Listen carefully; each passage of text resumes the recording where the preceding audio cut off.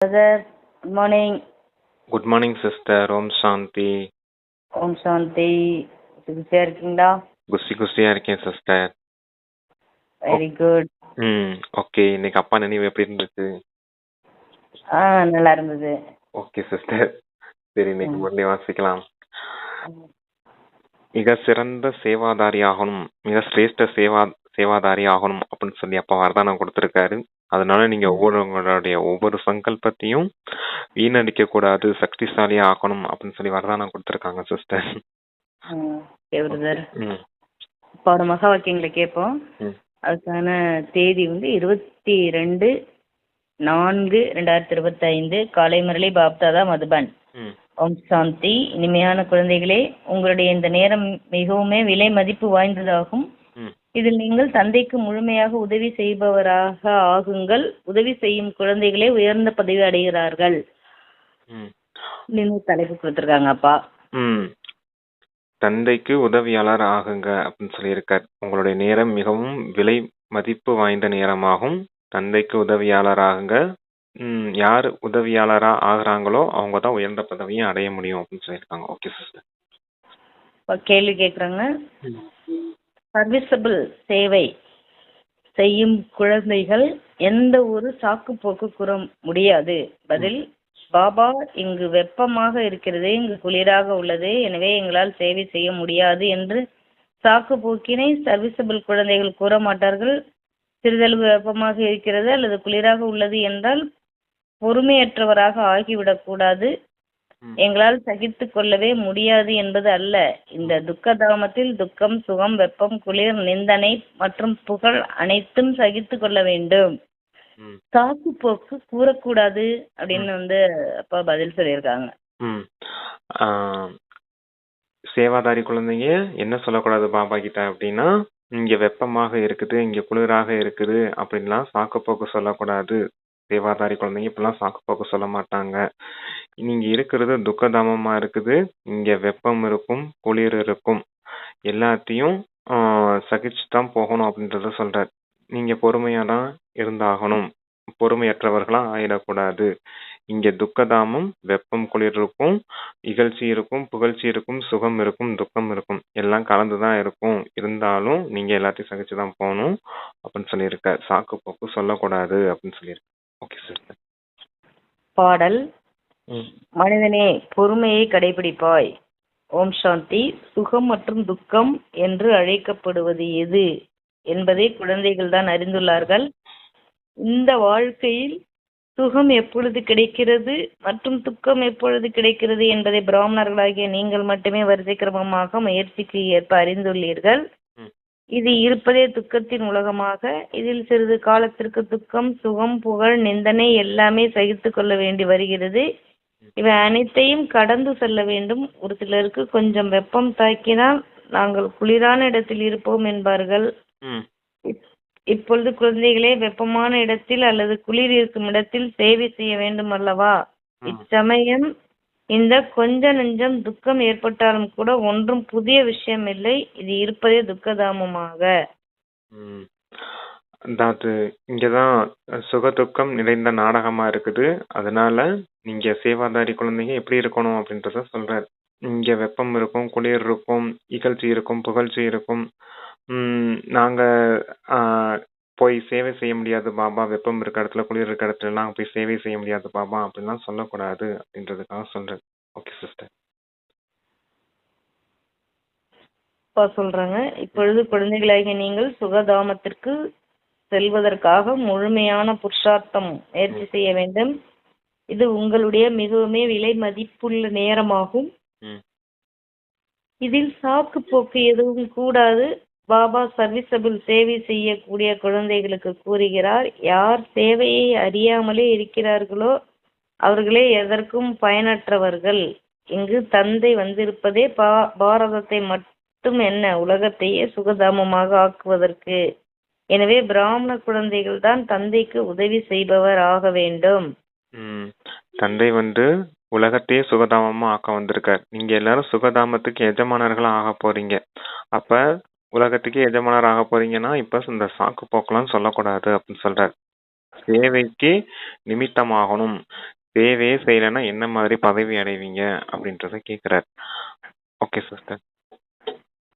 பாரத் மட்டும் இல்ல உலகத்தையே சுகதாகமா ஆக்குவதற்கு வந்திருக்கேன். அதனால பிராமண குழந்தைகள் தந்தைக்கு உதவி செய்யணும் அப்படின்னு சொல்லியிருக்காரு. ஆமா. எனவே அவருடைய வழிப்படி நடக்க வேண்டும். சொர்க்கமாக இருந்த பாரதம் இப்பொழுது நரகமாக உள்ளது. அதை மீண்டும் சொர்க்கமாக ஆக்க வேண்டும். இதுவும் இப்பொழுது தெரிய வந்துள்ளது. சத்தியுகத்தில் இந்த பவித்திர ராஜாக்களின் ராஜ்யம் இருந்தது. மிகவும் சுகம் உடையவர்களாக இருந்தார்கள். பிறகு அப்பவித்திர தூய்மையற்ற ராஜாக்களும் ஆகிறார்கள். இறைவன் பெயரில் தான புண்ணியம் செய்வதால் அவர்களுக்கும் பலன் கிடைக்கிறது. இப்பொழுது நடப்பதே பிரஜைகளின் ராஜ்யம், குடியரசு. ஆனால் இவர்களால் ஒன்றும் பாரதத்தின் சேவை செய்ய முடியாது. சொர்க்கமா இருந்துச்சு பாரதம். அங்க தூய்மையான ராஜாக்கள் இருந்தாங்க. 21 பிறவியும் ஆஸ்தி கிடைக்குது அப்படின்னா சொர்க்கத்துல 21 பிறவியும் அந்த தூய்மையான ராஜ்யம் நடக்கும் அப்படிங்கிறதுக்காக தூய்மையான ராஜா ராணிகள் அந்த ஆட்சி செய்வாங்க. அப்புறம் துவாபர கலியுகத்துல தூய்மையற்ற ராஜாக்கள் ஆட்சி செய்வாங்க. இருந்தாலும் தானம் புண்ணியம் செய்யறாங்க அப்படின்னு சொல்றாரு. இப்ப மக்கள் மீது மக்களாட்சி, மக்கள் மீதே பிரஜைகளின் மீதே பிரஜைகளின் ஆட்சி அப்படியா இருக்குது அப்படின்னு சொல்றார். 3 விதமான அந்த ராஜ்யத்தையும் சொல்றார். தூய்மையான ராஜா ராணி ஆட்சி, தூய்மையற்ற ராஜா ராணி ஆட்சி, அடுத்து இப்ப பிரஜைகள் மீது பிரஜைகளின் ஆட்சி, இப்படி 3 விதமான ஆட்சி இந்த டிராமால இருக்குது அப்படின்னு சொல்லியிருக்காரு. Okay sister. சொல்றாங்க பாரதத்தினுடையதோ அல்லது உலகத்தின் சேவையோ ஒரு எல்லை இல்லாத தந்தை தான் செய்கிறார். இப்பொழுது தந்தை குழந்தைகளுக்கு கூறுகிறார், இனிமையான குழந்தைகளே, இப்பொழுது என்னுடன் கூட உதவி செய்பவர் ஆகுங்கள். எவ்வளவு அன்புடன் புரிய வைக்கிறார். தேகி அபிமானி ஆத்ம உணர்வுடைய குழந்தைகள் புரிந்து கொள்கிறார்கள். தேக அபிமானி தேக உணர்வு உடையவர்கள் என்ன உதவி செய்ய முடியும்? ஏனெனில் மாயையின் சங்கிலிகளில் மாட்டி இருக்கிறார்கள். இப்பொழுது எல்லோரையும் மாயையின் விலங்குகளில் இருந்து குருக்களின் விலங்குகளில் இருந்து விடுவீங்கள். குருக்கள் தந்தை குருமார்கள் தந்தை டைரக்ஷன் அளித்துள்ளார். உங்களுடைய தொழிலே இதுவாகும். யார் எனக்கு நல்ல உதவி செய்பவர்களாக ஆவார்களோ பதவியும் அவர்களே அடைவார்கள் என்று தந்தை கூறுகிறார். ஆத்ம அபிமானி தேகி அபிமானி உடைய குழந்தைங்க நல்ல விதத்துல புரிஞ்சுக்கிறாங்க. தேக அபிமானம் உடைய குழந்தைகள் புரிஞ்சுக்கிறது இல்ல. இப்ப எங்களை இந்த மாயின் சங்கிலி ராவணன் சங்கில இருந்து விடுவீங்க அப்படின்னு சொல்றாரு.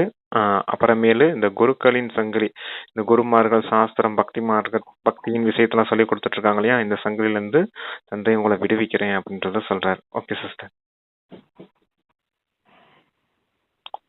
சொல்றாங்க நான் யாராக இருக்கிறேன், எப்படி இருக்கிறேன், சாதாரணமாக இருக்கும் காரணத்தால் என்னை முழுமையாக அறியாமல் உள்ளார்கள் என்று சுயம் தந்தை நேரடியாக கூறுகிறார். தந்தை நம்மை உலகிற்கு அதிபதியாக ஆக்குகிறார் என்பதை அறியாமல் உள்ளார்கள். இந்த லட்சுமி நாராயணர் உலகிற்கு அதிபதியாக இருந்தார்கள் என்பது கூட யாருக்குமே தெரியாது. இவர்கள் எப்படி ராஜ்யத்தை அடைந்தார்கள், பின்னர் எப்படி இழந்தார்கள் என்பதை இப்பொழுது நீங்கள் புரிந்துள்ளீர்கள். மனிதர்களோ முற்றிலுமே அல்ப புத்தியினராக இருக்கிறார்கள். லட்சுமி நாராயணன் ராஜ்யம் இருந்துச்சு. அவங்க எப்படி அந்த ராஜ்யத்தை அடைஞ்சாங்க, மீண்டும் அந்த ராஜ்யத்தை எப்படி இழந்தாங்க அப்படிங்கிற அந்த விஷயம் யாருக்குமே தெரியறது இல்ல. இப்பதான் உங்களுக்கு தெரிஞ்சிருக்குது அப்படின்னு சொல்றாரு. Okay sister. லட்சுமி நாராயணருக்கு கூட நம்ம எப்படி இந்த பதவிக்கு வந்தோம்னு இப்ப அவங்களுக்கு தெரிஞ்சிருக்காது. இப்பொழுது தந்தை அனைவருடைய புத்தியின் பூட்டை திறப்பதற்காக கல் புத்தியில் இருந்து தங்க புத்தியாக ஆக்குவதற்காக வந்துள்ளார். இப்பொழுது உதவி செய்பவர்களாக ஆகுங்கள் என்று பாபா கூறுகிறார். முகமதியர்கள் இறை தொண்டர்கள் குதாயி கித்மத்கார் என்று கூறுகிறார்கள். ஆனால் அவர்களோ உதவி செய்பவர்களாக ஆவதே இல்லை. குதா யாரை பாவனமாக ஆக்குகிறாரோ அவர்களுக்குத்தான் இப்பொழுது மற்றவர்களை தனக்கு சமானமாக ஆக்குங்கள், ஸ்ரீமத்படி நடங்கள் என்று கூறுகிறார். தந்தை வந்திருப்பதே தூய்மையான சொர்க்கவாசியாக ஆக்குவதற்காக. இறை தொண்டர்கள் சொல்றாங்க முகமதியர்கள். ஆனா தந்தைக்கு என்ன உதவி செய்தாங்க, எந்த உதவியும் செய்யறது இல்லை அப்படின்னு சொல்றாரு. ஏன்னா பக்தி மார்க்கத்துல இருக்காங்க, தந்தையை அறியாதவர்களா இருக்காங்க. ஆனா உண்மையில இறை தொண்டர்கள் யாரு? நீங்க தான் அப்படின்றத சொல்றாரு. தந்தைக்கு உதவியாளரா ஆகுங்க, தந்தைக்கு சேவாதாரி ஆகுங்க, நீங்க உங்களுக்கு சமமா மற்றவர்களையும் மாத்துங்க அப்படின்றதையும் சொல்லியிருக்காரு. சேவாதாரி இறை தொண்டர் அப்படிங்கிறதுக்கு தான் அந்த அர்த்தத்தை சொல்லியிருக்காரு. Okay sister. அப்பா சொல்றாங்க, இது மரண உலகம் ஆகும் என்பதை பிராமண குழந்தைகளாகிய நீங்கள் அறிந்துள்ளீர்கள். அமர்ந்தபடியே திடீரென்று அகால மரணம் ஆகிக் கொண்டே இருக்கிறது. ஆக ஏன் நாம் முன்கூட்டியே உழைத்து தந்தையிடமிருந்து முழுமையான ஆஸ்தியை பெற்று நமது வருங்கால வாழ்க்கையை அமைத்துக் கொள்ளக்கூடாது? மனிதர்களுக்கு வானப்பிரஸ்த நிலை ஆகும் பொழுது இப்பொழுது பக்தியில் ஈடுபடலாம் என்று நினைக்கிறார்கள். வானப்பிரஸ்த நிலை இல்லாதவரையும் நிறைய பணம் செல்வத்தை சம்பாதிக்கிறார்கள். வானப்பிரஸ்த நிலை இல்லாதவரை நிறைய பணம் செல்வத்தை சம்பாதிக்கிறார்கள். இப்பொழுது உங்கள் அனைவருக்கும் இருப்பதே வானப்பிரஸ்த நிலைதான்.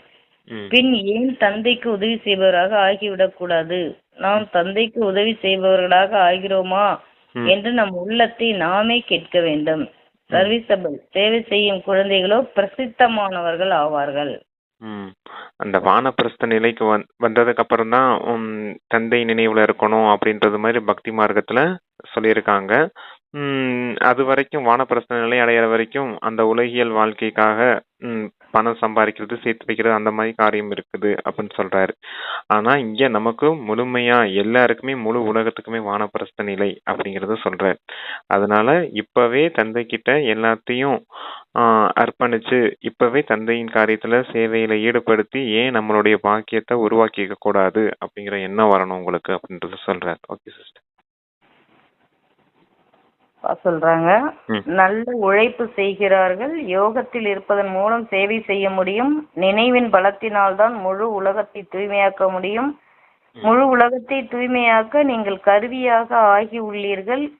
உங்களுக்காக பிறகு தூய்மையான உலகம் கூட அவசியம் வேண்டும். எனவே தூய்மையற்ற உலகத்தின் விநாசமாக வேண்டி உள்ளது. தேகாபிமானத்தை, தேக உணர்வை விடுங்கள். ஒரு தந்தையை மட்டுமே செய்யுங்கள், நினைவு செய்யுங்கள் என்று இப்பொழுது எல்லோருக்கும் இதையே கூறிக்கொண்டு இருங்கள்.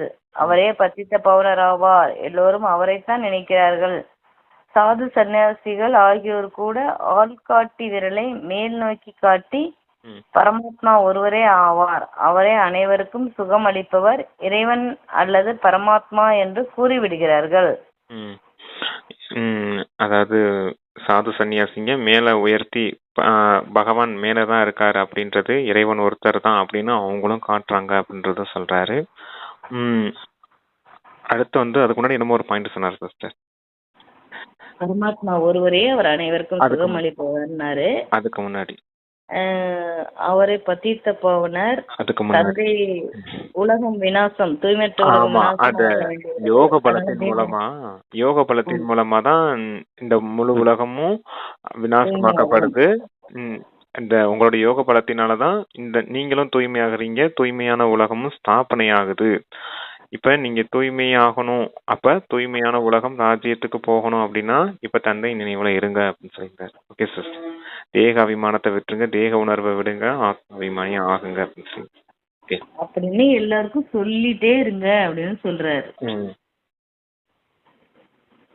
ஆள்காட்டி இறைவன் ஒருவரே, அவரே அனைவருக்கும் பரமாத்மா ஒருவரே ஆவார், அவரே அனைவருக்கும் சுகம் அளிப்பவர், இறைவன் அல்லது பரமாத்மா என்று கூறிவிடுகிறார்கள். ஆனால் அவரை யாருமே அறியாமல் இருக்கிறார்கள்.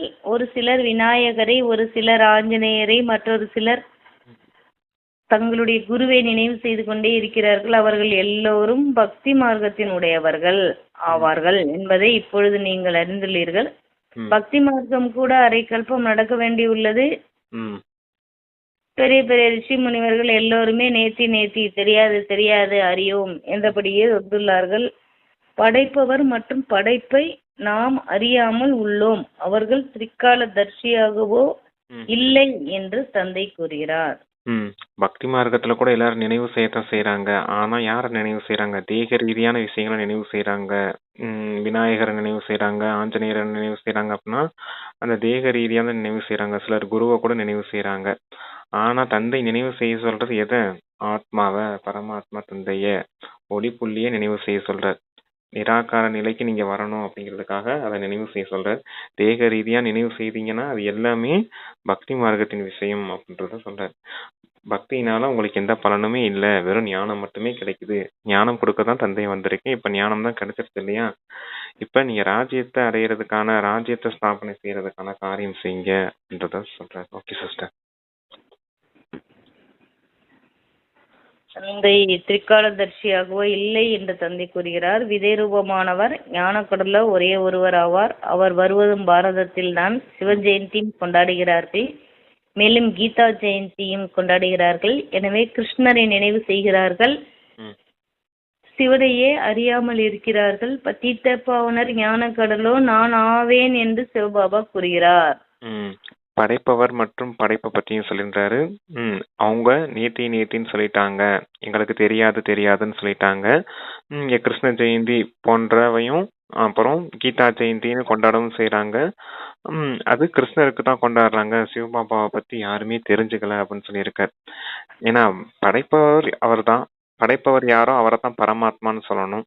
ஆனா கீதா ஜெயந்தின்னு சொல்லிட்டு கிருஷ்ண பரமாத்மா அப்படின்னு சொல்லிட்டாங்க. தந்தையின் மகிமையை தூக்கி கிருஷ்ணருக்கு போட்டுட்டாங்க அப்படின்னு சொல்லியிருக்காரு. முதல்ல புரிய வைக்க வேண்டிய விஷயமே இதுதான்.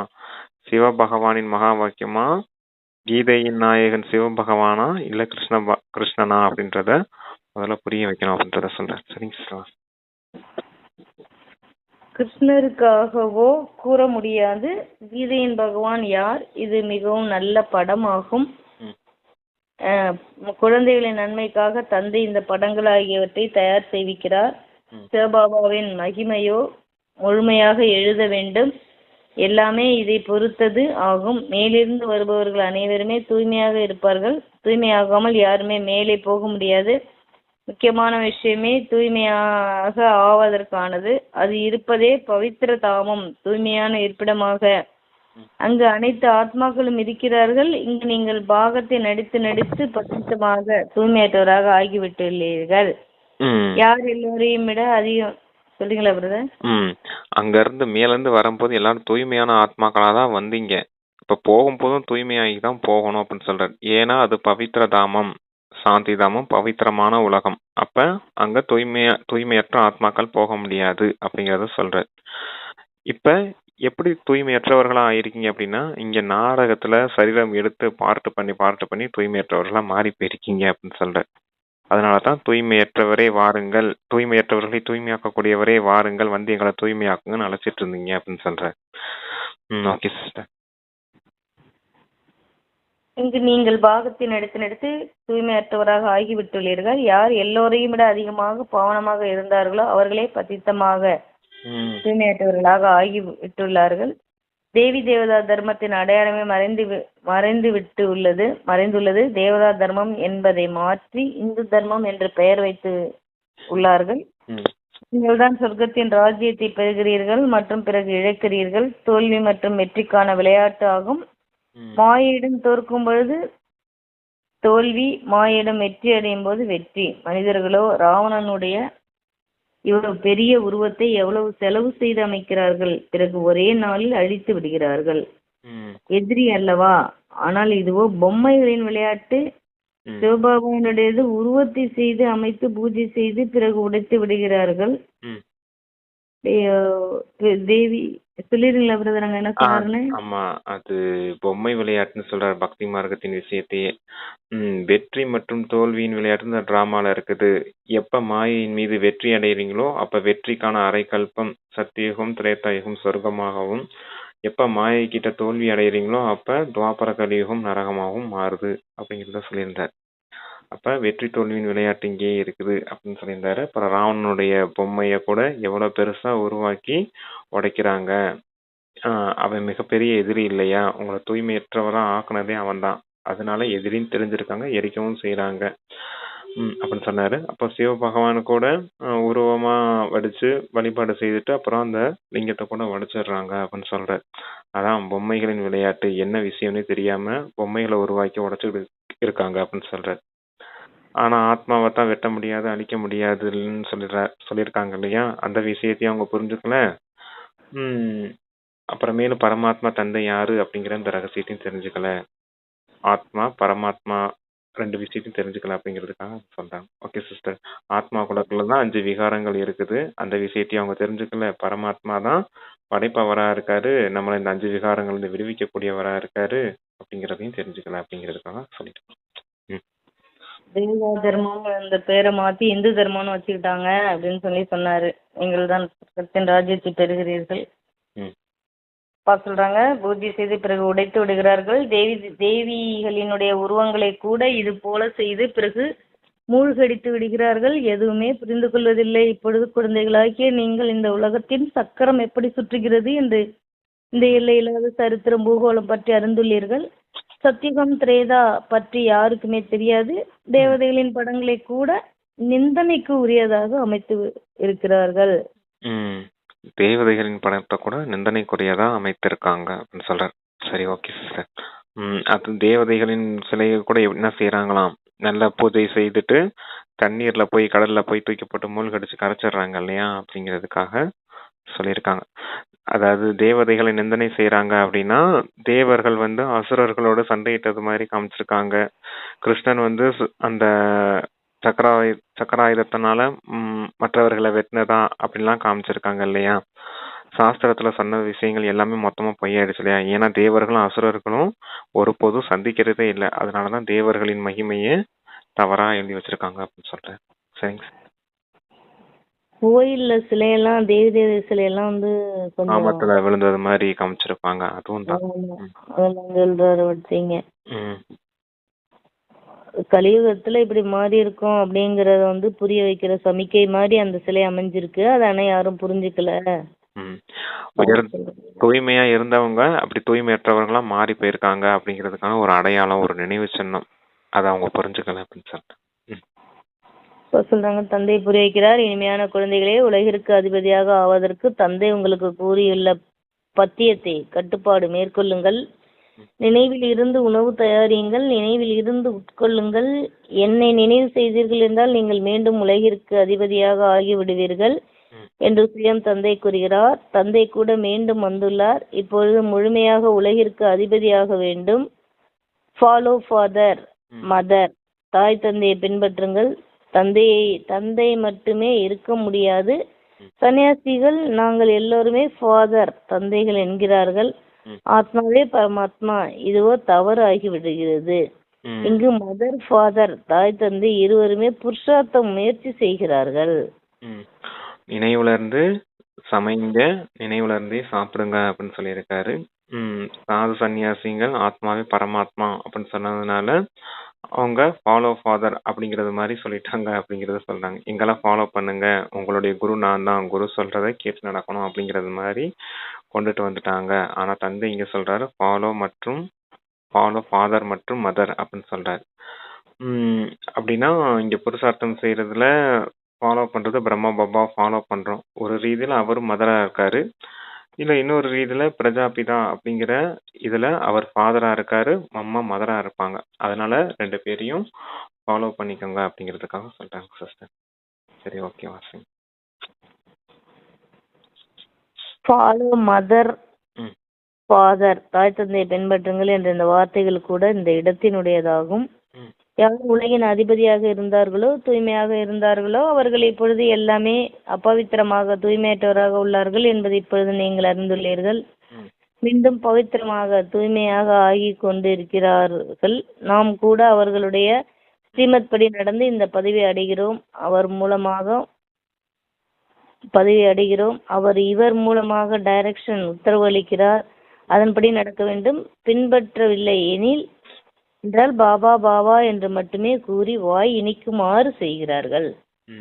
தந்தை டைரக்ஷன் கொடுக்கறாரு, கட்டளை கொடுக்கறாரு, ஸ்ரீமத் கொடுக்கறனா அது பின்பற்றி நடக்கக்கூடியவங்களா இருக்கணும். வெறும் பாபா பாபான்னு சொல்லி வாயை இனிப்பாக்கக்கூடியவங்களா இருக்காதீங்க அப்படின்னு சொல்றாரு. ஸ்ரீமத் படி கரெக்டா நடந்தீங்க அப்படின்னா உங்களுக்கும் நன்மை, மற்றவர்களுக்கும் நன்மை ஏற்படும். ஸ்ரீமத் படி நடக்காம வெறும் வாயில பாபா பாபான்னு சொல்லிட்டு இருந்தா யாருக்கும் எந்த நன்மை ஏற்பட போறதில்ல அப்படிங்கிறதுக்காக அதை சொல்றாங்க. ஸ்ரீமத் யார் மூலமா கொடுப்பார்? பிரம்மா உடலை பயன்படுத்தினா கொடுப்பார். அப்ப சொல்லக்கூடியவர் யாரு? சிவபாபா அப்படிங்கிற நினைவுல இருக்கணும். பிரம்மா பாபா ஏதோ சொல்றாரு அப்படின்னு நினைக்க கூடாது அப்படிங்கறதையும் சொல்லியிருக்காங்க. Okay sister. இப்போ சொல்றாங்க பாபா பாபா என்று மட்டுமே கூறி வாய் இனிக்குமாறு செய்கிறார்கள் பின்பற்றுபவர்கள். ஆனால் பின்பற்றுபவர்களைத்தான் நல்ல குழந்தைகள் என்று கூறுவார்கள் அல்லவா? மம்மா பாபாவை பின்பற்றுவதால் நாம் ராஜ்யத்தில் செல்வோம் என்று அறிந்துள்ளீர்கள். இது புரிந்து கொள்ள வேண்டிய விஷயம். என்னை நினைவு செய்தால் பாவங்கள் நீங்கும் என்று மட்டுமே தந்தை கூறுகிறார். பாருங்களேன், அதுல 2 சொல்றாரு. தந்தைய நினைவு செய்தா பாவம் நீங்கும். நீங்க ஃபாலோ பண்ணணும்னா மம்மா பாபாவை ஃபாலோ பண்ணுங்க அப்படின்னு சொல்லியிருக்காரு. பின்பற்றுறது வேற, நினைவு செய்யறது வேற. நீங்க மம்மா பாபாவை நினைவு செய்ய தேவையில்லை. ஆனா அவங்க என்ன செயல்முறை செய்யறாங்களோ அவங்கள ஃபாலோ பண்ணி நீங்க அவங்க ஸ்ரீமத் படி எப்படி நடக்கிறாங்களோ அதெல்லாம் ஃபாலோ பண்றதுக்கு உங்களுக்கு யூஸ்ஃபுல்லா இருக்குமே தவிர, நினைவு சிவபாபா கிட்ட தான் இருக்கணும். சிவபாபாவை நினைவு செஞ்சாதான் தூய்மையாவீங்க அப்படின்னு சொல்ற. ரெண்டுமே பேலன்ஸான விஷயம். Okay sister. சொல்றாங்க நிறைய நினைவு செய்பவர்கள் தான் புது உலகத்தில் முதலில் வருவார்கள். பிறகு மற்றவர்களையும் தனக்கு சமானமாக ஆக்க வேண்டும். கண்காட்சியில் புரிய வைப்பதற்காக மம்மா பாபா செல்ல முடியாது. வெளியிலிருந்து பெரிய மனிதர் வருகிறார் என்றால் இவர் யார் வந்துள்ளார் என்று பார்ப்பதற்காக எவ்வளவு பேர் மனிதர்கள் செல்கிறார்கள். இவரோ எவ்வளவு மறைமுகமாக இருக்கிறார். நான் இந்த பிரம்மாவின் உடலின் மூலமாக பேசுகிறேன் என்று தந்தை கூறுகிறார். நான் தான் இந்த குழந்தைக்கு பொறுப்பாளி. சிவபாபா பேசுகிறார், அவரே கற்பிக்கிறார் என்று நீங்கள் எப்பொழுதும் நினையுங்கள். நீங்கள் சிவபாபாவைத்தான் பார்க்க வேண்டும், இவரை பார்க்க கூடாது. தன்னை ஆத்மா என்று உணருங்கள் மற்றும் பரமாத்மா தந்தையை நினைவு செய்யுங்கள். நாம் ஆத்மா ஆவோம். ஆத்மாவில் முழுமையான பாகம் நிரம்பி உள்ளது. இந்த ஞானம் புத்தியில் சுற்றி கொண்டே இருக்க வேண்டும். வெளி நாட்டுல இருந்து யாராவது அதிபர் யாராவது வராங்கன்னா எவ்வளவு கூட்டம் கூடிடுது. ஆனா தந்தை எங்க இருந்து வர்றாரு? பரந்தாமத்துல இருந்து இங்க உங்களுக்கு பாடம் கத்து கொடுக்கறதுக்காக வந்திருக்கார். எவ்வளவு மறைமுகமா இருக்கார் அப்படிங்கறத சொல்றார். ஒருபோதும் பிரம்மா பாபா ஸ்ரீமத் கொடுக்கறாருன்னு நினைக்காதீங்க. சிவபாபா தான் ஸ்ரீமத் கொடுக்கறாருன்னு நினைங்க. ஃபாலோ பண்ணுங்க அப்படின்னு சொல்லியிருக்காங்க. Okay sir. உலகியல் விஷயங்கள் மட்டுமே புத்தியில் இருக்கிறது என்றால் ஒன்றுமே தெரியாது என்று பொருள். முற்றிலுமே தாழ்ந்தவர்களாக இருக்கிறார்கள். ஆனால் இப்பேற்பட்டவர்களுக்கும் நன்மை செய்தே ஆக வேண்டும். சொர்க்கத்திற்கு செல்வார்கள், ஆனால் உயர்ந்த பதவி இருக்காது. தண்டனைகள் அடைந்துவிட்டு செல்வார்கள். உயர்ந்த பதவி எப்படி அடைவார்கள் என்பதையும் தந்தை புரிய வைத்துள்ளார். ஒன்று சுயதர்சன சக்கரதாரி ஆகுங்கள் மற்றும் ஆக்குங்கள். உறுதியான யோகியாக ஆகுங்கள் மற்றும் ஆக்குங்கள். என்னை நினைவு செய்யுங்கள் என்று தந்தை கூறுகிறார். சுயதர்சன சக்கரதாரியா ஆகுங்க, மற்றவர்களையும் ஆக்குங்க. யோக நிலையில நீங்களும் இருங்க, மற்றவர்களையும் ஆக்குங்க அப்படின்னு சொல்ல. நினைவு செய்யுங்க, நினைவு செய்ய வைங்க அப்படின்னு சொல்லி இருக்காங்க. ஓகே, இப்படிப்பட்டவங்க தான் உயர்ந்த பதவி அடைய முடியும் அப்படின்னு சொல்றாரு. நினைவு மற்றும் சேவை ரெண்டுமே இணைந்தே இருக்கணும் அப்படின்னு சொல்லியிருக்காரு. ஏன்னா அதுவும் டபுள் லாக் அப்படின்னு சொல்லுவார். ஒண்ணு உங்களுக்காக நினைவு செய்யறீங்க. நீங்க நினைவு செய்யறதுனால மற்றவர்களுக்கு எப்படி நினைவு செய்யணும்னு சொல்லி தரீங்க இல்லையா? சுயதர்சன சக்கரதாரி ஆக்குறீங்க இல்லையா? அப்ப அவங்களுக்கு உறுதியான அந்த நினைவின் கனெக்ஷன் ஏற்படும் அப்படின்றத சொல்றாரு. அது சேவை ஆயிருது இல்லையா அப்படிங்கிறதுக்காக அதை சொல்லியிருக்காங்க. Okay sister. சொல்றாங்க, நீங்கள் பிறகு கூறுகிறீர்கள் பாபா நாங்கள் மறந்து விடுகிறோம் என்று. வெட்கம் ஏற்படுவதில்லையா? நிறைய பேர் உண்மையை கூறுவதே இல்லை. நிறைய பேர் மறைத்து விடுகிறார்கள். யார் வந்தாலும் அவருக்கு தந்தையின் அறிமுகத்தை கொடுங்கள் என்று தந்தை புரிய வைத்துள்ளார். இப்பொழுது 84 சக்கரம் முடிவடைகிறது. திரும்பி செல்ல வேண்டும். ராமனும் சென்றார், ராவனும் போய்விட்டார். இதனுடைய பொருள் கூட எவ்வளவு சுலபமானது. அவசியம் சங்கமயுகமாக இருக்கும் பொழுதுதான் ராமர் மற்றும் ராவணனுடைய பரிவாரம் இருக்கும். எல்லாமே அழிந்து போய்விடும். மீதி குறைவானோர் இருப்பார்கள் என்பதையும் அறிந்துள்ளீர்கள். எப்படி உங்களுக்கு ராஜ்யம் கிடைக்கும் என்பதும் கூட இன்னும் போக போக எல்லாமே தெரிந்து போய்விடும். முன்கூட்டியே அனைத்தையும் கூற மாட்டார்கள் அல்லவா? பிறகு அது நாடகமாக இருக்க முடியாது. நீங்கள் சாட்சியாக இருந்து பார்க்க வேண்டி உள்ளது. சாட்சாத்காரம் காட்சிகள் ஆகிக்கொண்டே போகும். இந்த 84 சக்கரம் பற்றி உலகத்தில் யாரும் அறியாமல் உள்ளார்கள். அதான் ராவணனும் போனா ராமனும் போனாங்க அப்படிங்கறது மாதிரி சொல்றாங்க. அதான் இந்த 84 பிறவிகளின் சக்கரத்தை பத்தி யாருமே நல்லா புரிஞ்சுக்கிடல அப்படின்னு சொல்றாரு. ஏன்னா அரைக்கல்பம் ராமராஜ்யமா இருக்கு, அரைக்கல்பம் ராவண ராஜ்யமா இருக்குது. இந்த விஷயத்தை யாருமே தெரிஞ்சுக்கல இல்லையா அப்படின்றதுக்காக அதை சொல்லியிருக்காங்க. அப்புறம் தந்தையை நினைவு செய்யுங்க, நினைவு மறந்து போகுதுன்னு சொல்லக்கூடாது. நினைவு மறந்து போகுதுன்னு சொல்றீங்க அப்படின்னா தந்தையை நினைவு செய்ய முடியலன்னா உங்களுக்கு வெக்கம் வரலையா அப்படின்னும் கேட்டிருந்தேன். Okay sister. சரி, ஓகே. 84 சக்கரம் வந்து யாருக்கும் தெரியாது. உங்களுக்கு சாட்சாத்காரம் ஆகிக்கிட்டே போவோம். இந்த பதவி அடையிறீங்கிறது அப்படிங்கறதே சொன்னாரு. அப்பா சொல்றாங்க, நாம் திரும்பி செல்கிறோம் என்பது இப்பொழுது குழந்தைகளாக உங்களுடைய புத்தியில் உள்ளது. ராவண ராஜ்யத்திலிருந்து இப்பொழுது விடுதலை கிடைக்கிறது. பிறகு நமது ராஜ்யத்தில் வருவோம். மீதி ஒரு சில நாட்களே உள்ளன. இந்த சக்கரம் சுற்றி கொண்டே இருக்கிறது. அநேக முறை இந்த சக்கரத்தை சுற்றி வந்துள்ளீர்கள். எந்த கர்ம பந்தனத்தில் மாட்டி இருக்கிறீர்களோ அதை மறந்து விடுங்கள் என்று இப்பொழுது தந்தை கூறுகிறார். இல்லறத்தில் இருந்தபடியே மறந்து கொண்டே செல்லுங்கள். இப்பொழுது நாடகம் முடிவடைகிறது. நமது வீட்டிற்கு செல்ல வேண்டும். இந்த மகாபாரத போருக்கு பின்னால் தான் சொர்க்கம் வாசல் திறக்கிறது. எனவே கேட்வே டு ஹெவன், சொர்க்கவாசல் என்ற இந்த பெயர் மிகவும் நன்றாக உள்ளது என்று பாபா கூறியுள்ளார். நாடகம் முடிவடைஞ்சிருச்சு, இப்ப நீங்க இந்த கர்ம பந்தனத்துல இருந்து விடுபடணும் அப்படின்னு சொல்றாரு. இந்த பாதிரி பந்தனம் இருக்குது, கர்ம பந்தனம் இருக்குன்ற நினைவே மொத்தமா மறந்துருங்க அப்படின்னு சொல்றாரு. இப்ப நீங்க நாடகம் முடிஞ்சிருச்சு, இப்ப வீட்டுக்கு போகணும். இப்ப கேட்வே ஆஃப் ஹெவன், இப்ப சொர்க்கத்துக்கும் போகணும் அப்படிங்கறத சொல்றாரு. வீட்டுக்கு போயிட்டு சொர்க்கத்துக்கு போகணும், சொர்க்கத்தின் வாசல் திறக்க போகுது அப்படிங்கிறதுக்காக சொல்றாங்க. இங்க பந்தனம் இருக்குன்னு நினைச்சிட்டு இருக்காரு. நீங்க எல்லாத்தையும் தந்தை நினைவுல இருந்து முடிச்சிடலாம் அப்படின்றது சொல்லியிருக்காங்க. Okay sister. சொல்றாங்க, போர்களே நடந்து வந்துள்ளன என்று ஒரு சிலர் கூறுகிறார்கள். ஏவுகணைகளின் யுத்தம் எப்பொழுது நடந்தது? இது ஏவுகணைகளின் கடைசி யுத்தமாகும். 5000 வருடங்களுக்கு முன்பு போர் மூண்டிருந்த பொழுது இந்த வேள்வியும் யக்கியம் ஏற்றப்பட்டு இருந்தது. இப்பொழுது இந்த பழைய உலகத்தின் விநாசமாக போகிறது. புதிய ராஜ்யம் ஸ்தாபனை ஆகி கொண்டிருக்கிறது. 5000 வருஷத்துக்கு முன்னாடி யக்கியம் இதே போலதான் ஏற்றப்பட்டுச்சு. அப்ப விநாசம் கண்டிப்பா நடந்துச்சு. அதே போல இப்பவும் இந்த யக்கியம் வேள்வி நடந்துகிட்டு இருக்குது. இந்த முழு உலகம் இப்ப விநாசமாக போகுது அப்படின்னு சொல்ற. ஏன்னா டிராமா ரிப்பீட் ஆகுதுன்னு சொல்றாரு இல்லையா, அதுக்காக அதை சொல்றேன். சொல்றாங்க, நீங்கள் இந்த அரசாட்சியை பெறுவதற்காக ஆன்மீக கல்வியை கற்கிறீர்கள். உங்களுடைய தொழில் ஆன்மீகமானதாகும். உலகில் கல்வியோ உதவ போவது இல்லை. சாஸ்திரங்கள் கூட பயன்படாது. பின் நாம் ஏன் இந்த தொழிலில் ஈடுபடக்கூடாது? தந்தையை உலகிற்கு அதிபதியாக ஆக்குகிறார். எனவே எந்த படிப்பில் ஈடுபட வேண்டும் என்று சிந்திக்க வேண்டும். அவர்களோ கொஞ்சம் டிகிரி பட்டங்களுக்காக படிக்கிறார்கள். நீங்களோ ராஜ்யத்தை அடைவதற்காக படிக்கிறீர்கள்.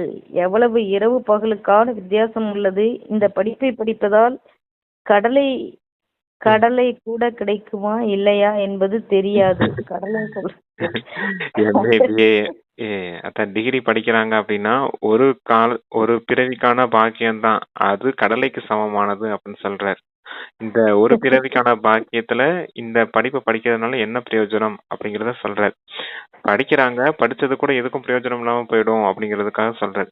ஏன்னா இப்ப விநாசமாக போகுது. ஆனா நீங்க ஆன்மீக படிப்பு படிக்கிறீங்க. இந்த படிப்பின் மூலமா எவ்வளவு உயர்ந்த பதவி அடைகிறீங்க. 2500 வருஷத்துக்கான முழுமையான பாக்கியத்தையும் அடைஞ்சிடுறீங்க. அதான் இரவு பகலுக்கான வித்தியாசம் இருக்குது இந்த உலகியல் படிப்புக்கும் ஆன்மீக படிப்புக்கும் அப்படின்னு சொல்லியிருக்காங்க. சொல்றாங்க, ஒருவருடைய சரீரம் விடுபட்டு விட்டால் கடலையும் கூட போய்விடும் அப்படிங்கிறது. இந்த சம்பாத்தியமும் கூடவே செல்லக்கூடியதாகும்.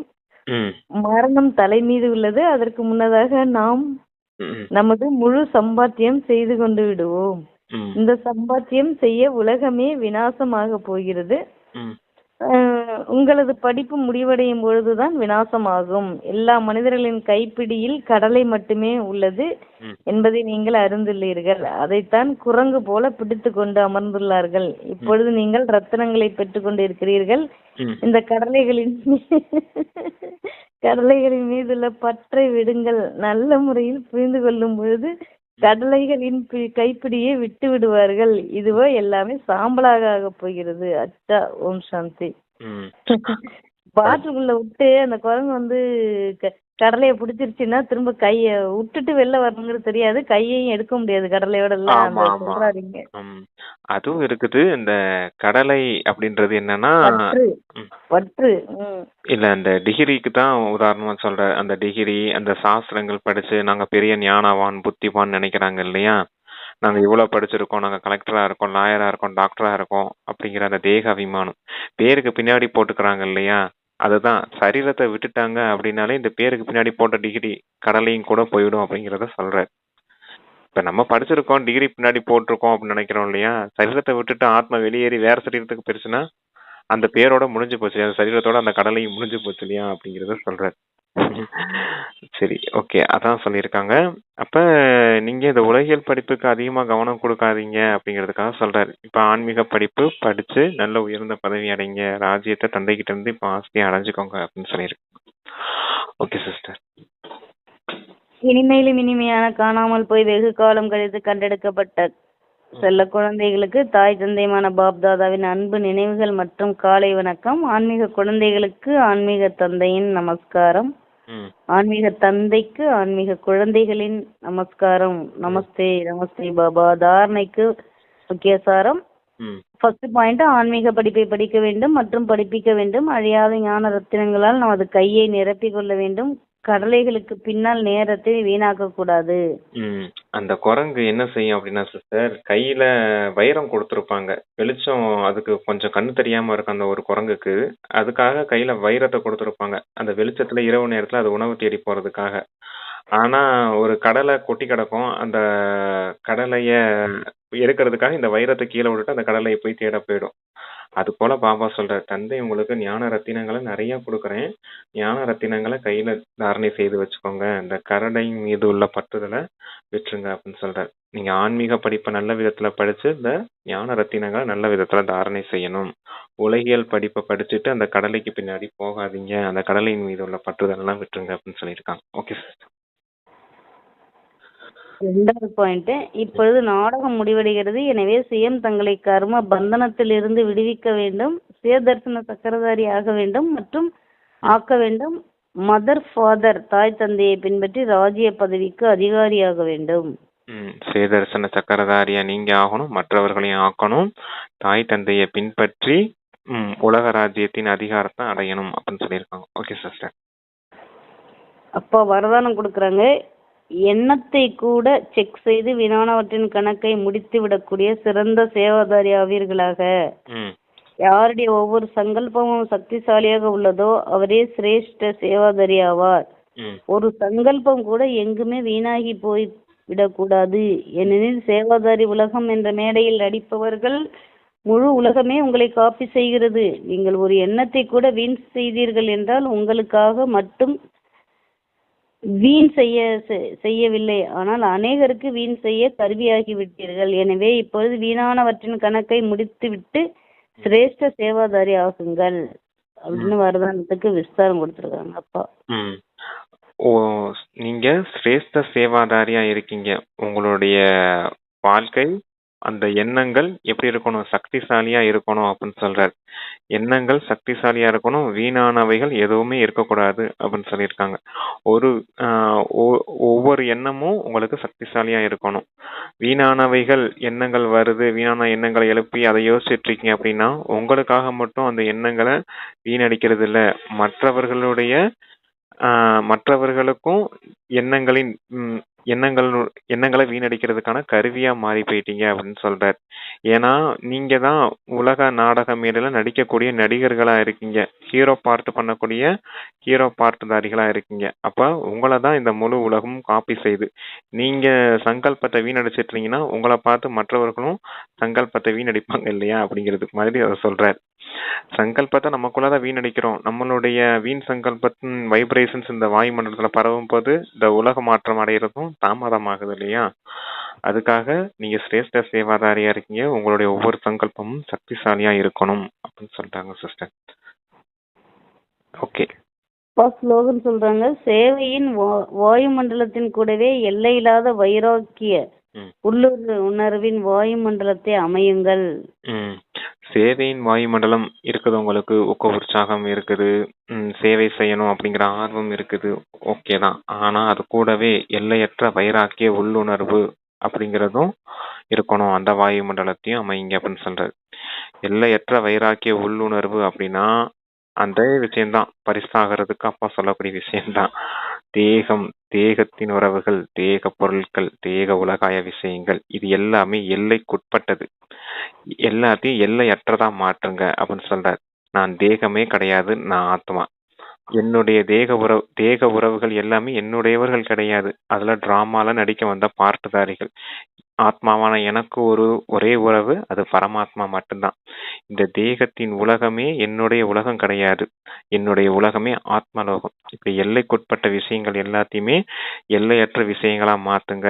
அப்பதான் உங்களுக்கு இந்த பழைய உலகத்தின் மீது ஒரு வைராகியம் ஏற்படும். அந்த வைராகிய உள்ளுணர்வின் மூலமா உங்களுடைய வாயு மண்டலத்தை அமையுங்க அப்படின்னு சொல்லியிருக்காங்க. இந்த எல்லைக்குட்பட்டதுல இருந்தே நம்ம விலகிட்டோம்னாலே, எல்லையற்றதுல போயிட்டாலே நம்ம மொத்தமா அமைதியாயிடும். நாம அமைதியின் உணர்வுல இருந்தாலே போதும், நம்மளை சுத்தி இருக்க வாயுமண்டலம் அமைதியின் வைப்ரேஷன்ஸ் நிறைஞ்சதா மாறும். அதான் அப்ப அப்படி சொல்றேன். அமைதியின் வைப்ரேஷன்ஸ் நிறைஞ்ச இடத்துல யாராவது சேவைக்கு வந்தாங்கன்னா அவங்களும் அந்த அமைதியை ஃபீல் பண்ணி நம்ம சொல்லக்கூடிய விஷயத்தையும் காது கொடுத்து கேட்பாங்க. அவங்களுக்கும் தாரணையாகும். அம்பு நல்ல விதத்துல அவங்க புத்தியில பதியும். அவங்க மனசு வரைக்கும் போய் பதியணும் அப்படின்னா அதுக்கு உங்களுக்கு அந்த யோக நிலை, அந்த அமைதியின் வைப்ரேஷன்ஸும் அவசியம் அப்படின்னு சொல்லியிருக்காங்க. Okay sister. அவ்யக்த சமிகை. கம்பைன்ட் ரூபத்தின் நினைவினால் எப்பொழுதும் வெற்றியாளராகுங்கள். சங்கமயுகம் இருப்பதே இணைந்து இருப்பதற்கான யுகம். தந்தையிடமிருந்து தனியாக ஆகி இருக்க முடியாது. எக்காலத்திற்குமான தோழன் ஆவீர்கள். எப்பொழுதும் தந்தையின் கூட இருப்பது என்றால் எப்பொழுதும் திருப்தியாக இருப்பது. தந்தை மற்றும் நீங்கள் எப்பொழுதும் கம்பைண்டாக இருக்கிறீர்கள் என்றால் இணைந்திருப்பதன் சக்தி மிகவும் பெரியதாகும். ஒரு காரியத்திற்கு பதிலாக 1000 காரியங்களை செய்ய முடியும். ஏனெனில் 1000 தோள்களை கொண்ட தந்தை உங்கள் கூட இருக்கிறார். சங்கம யுகத்துல நீங்க எப்பவும் ஆத்மா பரமாத்மாவோட இணைஞ்சே இருக்கணும், தனியாக இருக்க முடியாது. இது இணைந்தே இருப்பதற்கான யுகமாகும் அப்படின்னு சொல்லியிருக்காங்க. தந்தை உங்களுக்கு எக்காலத்திற்கும் தோழனாக இருக்கிறார். எந்த சமயத்திலும் தந்தை உங்களுக்கு நண்பனாக இருக்கிறார் அப்படின்னு சொல்றார். நீங்க திருப்தியா இருக்கணுமா, தந்தை நினைவுலே இருந்து தந்தையினோட இணைந்த ரூபமா இருந்தீங்கன்னா திருப்தியாக இருப்பீங்க. எப்ப நீங்க இணைந்தே இருக்கீங்களோ அப்ப உங்களுக்கு நல்ல விதத்துல சக்தியும் கிடைக்கும். அதுதான் மிகப்பெரிய சக்தி ஆகும். இந்த சக்தியின் மூலமா ஒரு காரியம் செய்யற இடத்துல 1000 காரியம் உங்களால செய்ய முடியும் அப்படின்னு சொல்ற. ஏன்னா 1000 தோள்களை கொண்ட பரமாத்மா உங்களோட இணைஞ்சே இருக்கார் இல்லையா? அப்ப ஒரு காரியம் செய்யறதுக்கு நீங்க 1000 காரியம் செய்ய முடியும். அந்த அளவுக்கு உங்களுக்கு சக்தி கிடைச்சிரும் நீங்க இணைந்த ரூபமா இருந்தீங்க அப்படின்னா சொல்லியிருக்காங்க. பாபாவுக்கு நன்றி. Thanks brother. Om Shanti. Om Shanti. Thank you sister. Thank you பாப்பா.